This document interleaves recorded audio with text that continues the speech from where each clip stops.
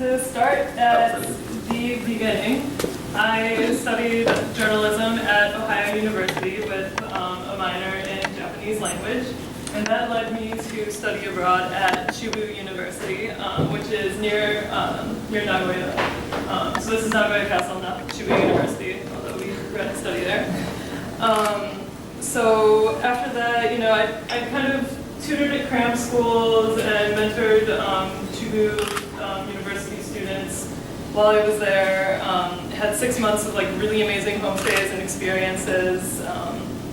And so since I loved that so much and I really wanted to go back, thanks to Janet Stuckey, I found the Ohio Saitama internship program, and that brought me to Bushu Gas, which if you go on a Japanese internship, there will be a lot of photos like this, a lot of group photos, and then there's also a lot of fun.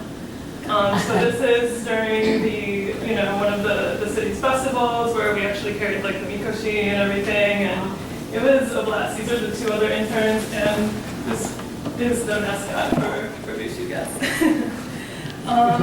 So when I was placed at Bushu Gas, I had no idea what to expect. They knew I was from a media background, and these guys really went like above and beyond in coordinating like site visits at local radio stations, local newspapers. So I got, and even like even went to a TV station too. So I got to see like behind the scenes on a lot of that stuff in Japanese, which was wow, that was so cool. So if you're in school right now, have any chance to apply to this, please do.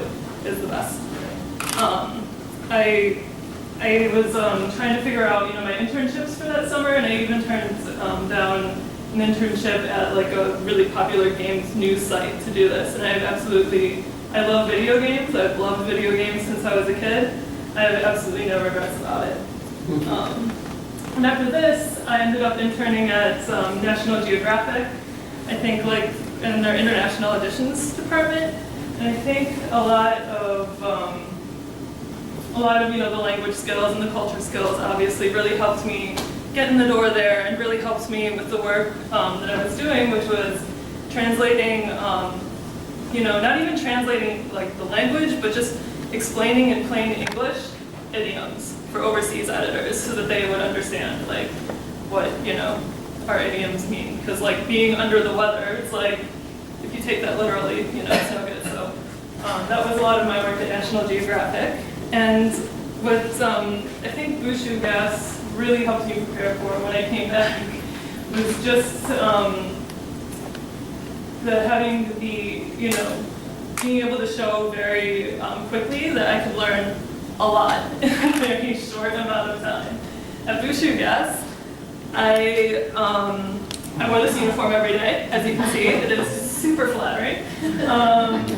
And every day I would study gas utilities when we weren't touring like media agencies and stuff like that, which is also cool. I would learn about gas utilities, like how they measure it, the science behind it, there are different models of stoves, why gas is better than electric. Some good marketing plug for them there. And so if I could learn all of that in Japanese in like 2 months in another language, and I don't come from a sciencey background, I'm, journalism, writing, all the way.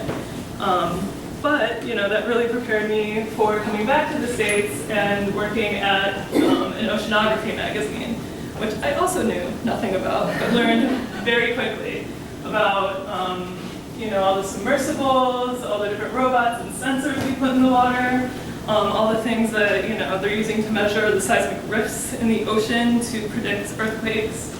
Really important, interesting work being done by the oceanographic community. So I was assistant editor for a while there, and then I moved up to managing editor. I was overseeing the magazine. So I got a lot of good management experience there. And then while I was in DC, it was a new city. I never really imagined living in like a bigger city than where I grew up in, which is Avon, Ohio, suburb of Cleveland. So, kind of lost for finding a network outside of work, because that was also a small company. 6 people. You would like to know more than 6 people when you move to a new city. So that's where Japanese came to the rescue.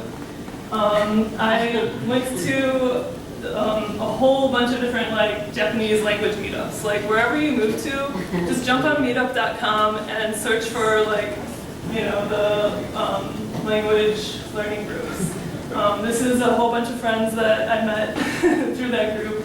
It was just the ride, as you can see. And then alongside that, while I was working at C Technology, you know, I was also nurturing my interest in video games the whole way through.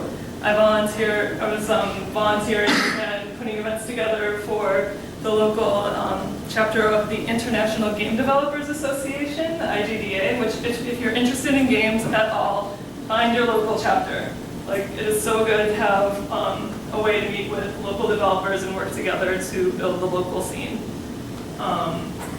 And so, kind of all of these experiences happening at once, one of my friends at the IGDA said, oh hey, there's this opening at this company called Games for Change. You should check it out. It's in New York. I'm like, New York? I've heard of that.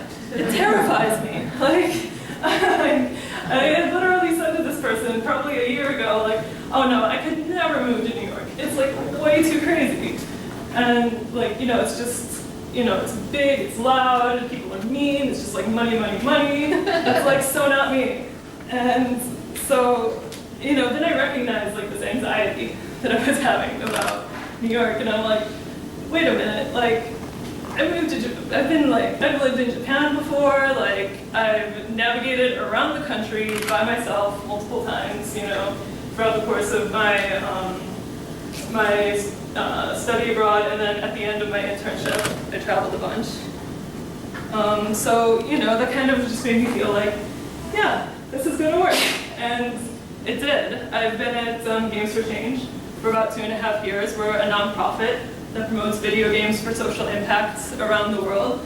We do not have, you know, we do not have an official like chapter in Japan, but every time I see a game that's, you know, promoting like, you know, the study of Japanese language or trying to raise donations for, you know, victims of the tsunami, I'm like, yeah, we're gonna give that an extra signal boost.